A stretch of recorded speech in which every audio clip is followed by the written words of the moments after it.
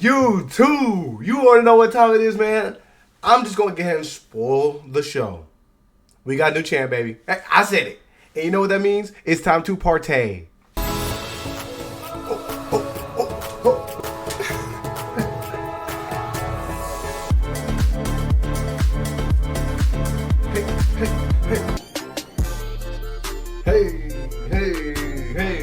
Hey. Whew. Anyways, Randy Orton opens up the show and welcomes the Germany crowd and the viewers worldwide to SmackDown. I also want to interrupt and say, SmackDown has been notoriously terrible. So we got to talk about this show, man. And the slight, and dare I say improvement? That word sounds a little crazy. But anyways, before this guy can explain why he came out here, we hear Trick Williams' music. You guys know I literally hate when they do this. It logically makes no sense. And CM Punk is one of the few people who voices his frustration during these moments. I came out here to speak. Why are you interrupting me before I even get to say why I came out here? But Randy just lets Trick waltz all the way to the ring and lets Randy know that this is the year of the whoop that. Honestly, I enjoy Trick Williams' charisma, and the fact that they are immediately letting these NXT guys get TV time is cool with me. Trick has plenty of reasons to be this confident. He's held the NXT title and recently was TNA champion as well. I thought it was a little interesting to hear Germany boo him, and I'm not going to go conspiracy theory just yet, but obviously him coming out and interrupting Randy Orton's promo would lead the people to boo him. Obviously, they would love Randy more than they would love Trick Willie. It was a little funny to hear Randy question him and what they've been possibly teaching him in NXT, because turning his back to the most dangerous man in wrestling is not the smartest thing to do. Because we know Randy is a snake. There's an awkward transition to Trick Williams just slapping the microphone out of his hand, which is a seg. I think this could have been done a little bit better, because why would this dude mention that Trick Williams turned his back to him to then allow Trick Williams to slap the mic out of his hand? If I was Trick Williams, I would say, I'll turn my back to you again. And what are you going to do about it? But I guess they don't want Randy Orton to get hoed like that. So Randy Orton doesn't take any type of kindness to what Trick Williams did to him and lays him over the ropes for the DDT after sliding a punch his way. But we see The Miz slither into the ring, trying to get his get back from last week. But he was unsuccessful, because even though he tried to put this guy through the mat, The Miz ate another RKO. You would have thought The Miz would have had the element of surprise on his side, but I guess not. Trick Williams came out here, I guess, because he was supposed to have a match against Rey Fenix. So immediately after all that nonsense goes down, we hear Rey Fenix music, and the match is prepped to go underway. I understand that making it to the big leagues is a great accomplishment, but regardless of the American promotion, if you are a luchador, you are losing this match. It doesn't matter. We just talked about this in AEW. Bandito's supposed to be facing off against MJF. He's losing. Your sole purpose is cool moves and eating a pin. Rey Fenix has been on the main roster for over almost a year at this point. Penta's been there for almost a year. What have they done individually? Nothing. Maybe the only thing that will potentially lend to them having any type of success will be them joining forces as a tag team. But them, amongst the many other luchadors that are on this roster, are solely there to lose. And I'm proven right again, because even though Trick Williams has been bragging about his physical presence, he wins. But it's via a roll-up counter. BYRON was backstage shoving a mic into Giulia's face, which just gets me annoyed, man. Respectfully, stop giving these women microphones. What is Kiana James here for? Giulia should be treated like a secret weapon, so whenever there's a mic in her face, she should immediately point to Kiana and say, this is what she's here for. Kiana should then gas her up, and then Giulia can echo her sentiments like the Migos. Kiana could be like, look, Giulia's the greatest. And Giulia's like, the greatest. Like that's all we need to hear from her, right? She can growl and do all that stuff. That's cool. But like her cutting promos is just ridiculous, because what do we have Kiana James here for? Or at least let the woman cut a promo in Japanese and then like have Kiana James be like a translator or something like that. But BYRON's busy. He catches Damian Priest to then talk about finishing his story with Aleister Black. Drew McIntyre is just floating around nearby. So of course he interrupts this interview. Dude, nobody can get anything done on this show, man. I'll tell you. Anyways, Priest lets Drew know that he is the one who sent Drew to the hospital following their feud, which is true. Fair enough. Let's get the elephant out of the room. Drew did win the title this episode, but there is a locker room full of people who should view him as a scrub since he has spent the last few years eating pins and getting screwed. Drew is still trying to let us know that he's the bad guy, as he has somehow collected Cody Rhodes' watch that Dusty pawned when he was broke. That was extremely strange to see, because how did he get this? And why? Just to irritate Cody? What does he do with that watch after the night is over? And then in the midst of things that we really don't care about, we got to see WWE try to repair the damage that they have done to Giulia in the US title, which is a nice try. Because Giulia matches up against Alexa Bliss. Before this match, Alexa was calling Charlotte for help, but Charlotte's supposedly sick, so she can't show up to the show. Lass and Nia made fun of her, but they don't take too kindly to the fact that Alexa is calling out Nia for being fake. In this match, when Alexa has the upper hand, she is distracted for some reason, as the ref is, as well distracted by Kiana James at the ropes making a scene. She slaps Kiana and then climbs to the top rope. Lash Legend shows up and pushes her off of the top rope, which allows Giulia to take advantage of this moment and get the W. This match was for the title. There was no build around it. And Alexa even mentioned backstage that she did not even know about this match until today.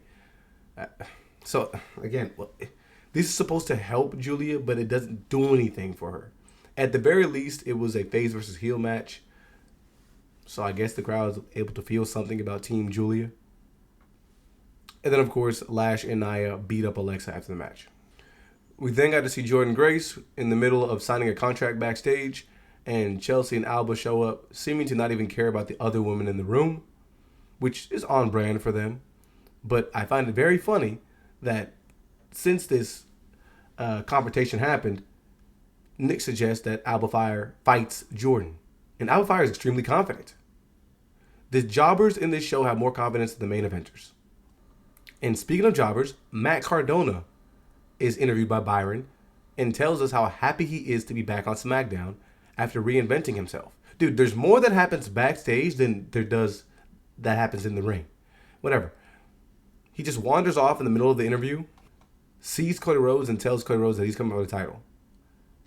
Whatever, why not? Because anything is possible on this show. And again, speaking of jobbers, the MFTs face the Wyatt 6. I literally forgot about this match. They have been building it for months, but I've told y'all I am done with these guys. The MFTs win, which is cool, but I don't understand what it accomplishes for anybody. The crowd does not care, so why should I? If Team Solo would have lost, what would it have mattered? They're likely going to run this match back anyways, because this was not for tag team gold, if I'm not mistaken. And if you recall, the Wyatts are holding the tag team championships hostage. So, whatever. And here's the thing that annoys me too, is that these guys are having their matches, but like they're not even like compelling matches or matches that are a part of a compelling storyline. I don't really care. Dude, the MFT should have been taking the titles away from these dudes. Send them back into irrelevancy. And yeah, if you guessed, Jordynne Grace beat the hell out of ALBA FYRE. I have no idea why ALBA FYRE still fights in a suit. It is kind of funny though, I'm not gonna lie.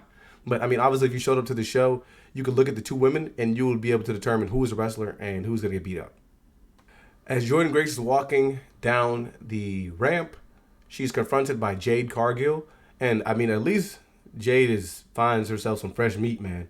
Dude, I mean, she's hopefully done with Meat Chin and BFAB. This is a match many people were excited to see. I think when Jade and Jordynne were both in the Royal Rumble and they got to face off. So This should be exciting. I think it's a year, over a year. Post or overdue, I guess. I'm just kind of frustrated they're trying to force Jade Cargill to have this catchphrase thing. Whatever. Also, random enough, there was a segment backstage where Axiom is like warming up, and well, Frazier is warming up, and Axiom's just standing there right next to him, and then randomly he just attacks Frazier. And I was watching this like, dude, this has to be a heel turn. But funny enough, it was Johnny Gargano. If you recall, a few weeks ago, he stole Axiom's match. So that was kind of funny. And Frazier was like, dude, I should have known, but it was the... And it was funny enough, he's like, it was the turtleneck that got me, not the mask. But while that segment was funny, remember that these dudes debuted on SmackDown and were beating everybody? And we're next in line for the championship gold. And then now they've been faded into obscurity, like the rest of the tag team division that they had spent months building. Whatever. Then again, backstage, The Miz caught Melo and talked about wanting the U.S. title. He didn't want to challenge Carmelo for the U.S. championship this week, though. It's going to be something down the line that he does. Ilya was also back there, and he didn't want to challenge this week as well. Here's again the issue with the United States Championship. It means nothing. We are still doing open challenges for some strange reason. I thought it was done as an homage to John Cena. Dude, he's gone. Why is dude still doing this? It is just a way to get people on TV, but it builds nothing for anybody. We have been getting these for what, like 6 or so months? At this point, the title is for bums as well. I do like Melo, but the gold has gotten more and more watered down because they had done nothing with the holder of the championship. And majority of these championships just feel like consolation prizes. It's just supposed to be, you deserve it, belts, instead of something that actually means something and is tied to a storyline. And I find it extremely funny that for the most part, after the last few years, when someone loses the United States Championship, they no longer care for it. I mean, dude, Jacob Fatu was United States champion. He just disappeared and was like, I don't want it anymore. He didn't even care. Like, he was completely gone from this division. Ilya was literally backstage while Carmelo was like, hey, look, we can run that match back. And he's like, nah, I got something else to talk about. He's going to be entering in a match for the WWE Championship. What? Dude, what? You can't even beat Carmelo Hayes. Which only furthers my point. Carmelo is a scrub. I do like him. But like in kayfabe, the locker room should be foaming at the mouth for an opportunity to win the championship belt. The last few title holders have been bums. They're dudes that you can beat. Like, Melo talks a lot, but wins very little. He did handle Shinsuke, though. So, good for him, but we all know Shinsuke is absolutely a jobber. We then got the 3 Stages of Hell match, which was not that. The first match was just a match.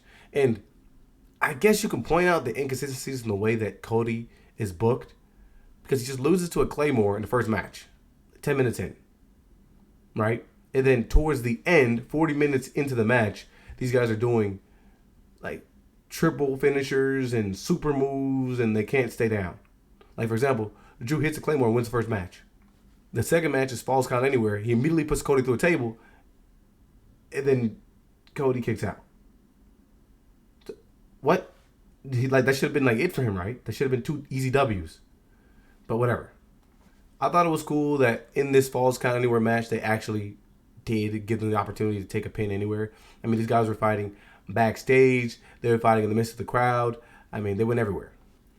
There was even a moment where Cody Rhodes stood on top of, I don't even know what you would call that thing, but right over the top of where the alleyway is, where people walk through and walk to the back, and did an old man splash right on top of Drew McIntyre, who was positioned on top of a table. For some strange reason, though, Drew kicks out of this, which is, again, only building the inconsistency in the way that these guys take maneuvers. But it is a Cody Rhodes finisher on top of the announce table that lends him the opportunity to give him the pin against Drew. Then these guys fight in the steel cage. There's a couple big moves that they take. Both of them, Kobe does like a Cody cutter off the top of the cage. They're doing superplexes, all type of crazy stuff, right? Cody Rhodes even tries the triple crossroads and is unsuccessful after Drew rakes his eyes out and tries to skedaddle out of the cage. He's faced with Jacob Fatu. I mean, we all know Jacob Fatu. I don't know why they continue to do this thing where everybody just, like, is this part of the wardrobe? Does everybody have to have a ninja suit? Whatever. But Jacob Fatu shows up here, and the commentator team is like, oh, remember, Drew McIntyre is being accused of doing X, Y, and Z to Jacob Fatu. But who cares about what Drew McIntyre is being accused of? Jacob Fatu should have known who attacked him, right? He begins attacking Drew McIntyre, and then Cody Rhodes shows up and pulls Jacob Fatu off of Drew. I mean, maybe this is for Cody Rhodes to get a true win over Drew. He doesn't want there to be any asterisks around the W. Or maybe Cody's just a really good guy. Nonetheless, it allows Drew the opportunity, while these two are scrapping, to crawl out of the cage and win the WWE Championship. This will likely be presented as if Jacob Fatu was the one who allowed Drew to win, which it shouldn't be, because Drew should have won. Like, he would have just crawled out. Literally, if Jacob Fatu was not there, he was going to crawl out and win. But Jacob Fatu took the ref out, so that's kind of silly. So, truthfully, I mean, his interference in this match meant nothing. I mean, I guess it's supposed to, quote-unquote, protect Cody, but again, like, Drew would have just crawled out if Jacob wasn't there to make that process take a little bit longer. But this is our new champ. And again, I'm happy for Drew. Thank you. Y'all know I read Drew's book and everything. Dude, his journey is incredible. And I'm so happy that we are out of the reign of tyranny. Dude, what the heck has Cody Rhodes been doing as a champion? Dude, thank you, Drew. Thank you, Drew. Thank you, Drew. Now, plenty of people think that Drew McIntyre is likely going to be a transitional champion. I hope not, but it's probably going to be true, because Drew is a character that doesn't necessarily need the title to be entertaining. Let's also check Cody Rhodes' recent title defense. He held the title for 156 days. He's only fought Drew McIntyre for the title since re-winning it against Cena. Now, you can make an argument that he did fight against Bronson Reed, which was something that was actually very stupid. Remember I mentioned that match that the Vision just got this dude Bronson Reed disqualified for no reason? Whatever. There was no payoff there, but we finally get the Drew McIntyre W. This is the way that they write people with titles, though, so I don't know if this really means anything for anybody. If people are just going to hold the title and not defend it, and not really jump into any meaningful storylines. Drew has been incredibly amazing online, though. He did the thinkable end of an error. Don't smile because it's over, cry because it happened. The caption for this was, I prayed for this and it happened. No longer bored at work. But let's get into the meat and potatoes. While this show still infuriates me, it is actually a substantial upgrade over what we've been getting. Majority of these episodes, I've been talking about how nothing happens and nothing moves forwards. I think that, again, a title change is just an instance for us to say, hey, something happened on SmackDown, so you got to tune in to SmackDown. The potential is there for something to happen. But outside of that, we actually got to see some people interact with one another backstage. We get to see new characters. And, I mean, we'll see what they can continue to do. This episode is not without errors. And I talked about just a few of the things that I saw that I disliked. I mean, I could have dug into the midst of the nitty gritty of some of these matches, but I'm just going to let it rock out and keep this thing relatively positive. Look, and if we have to, I'll grade it the way that I think we should. We typically like to do this yay, nay, and somewhere in the middle is okay. This is an okay show. I'm not going to lie. I mean, obviously, my barometer's probably been dropped watching so many bad episodes of SmackDown, but it's working right now as a better product than what we're getting over there on WWE Monday Night Raw. We'll see how long they keep this up, and we'll see what this means moving forwards. Yeah, let me know what y'all thought about this one.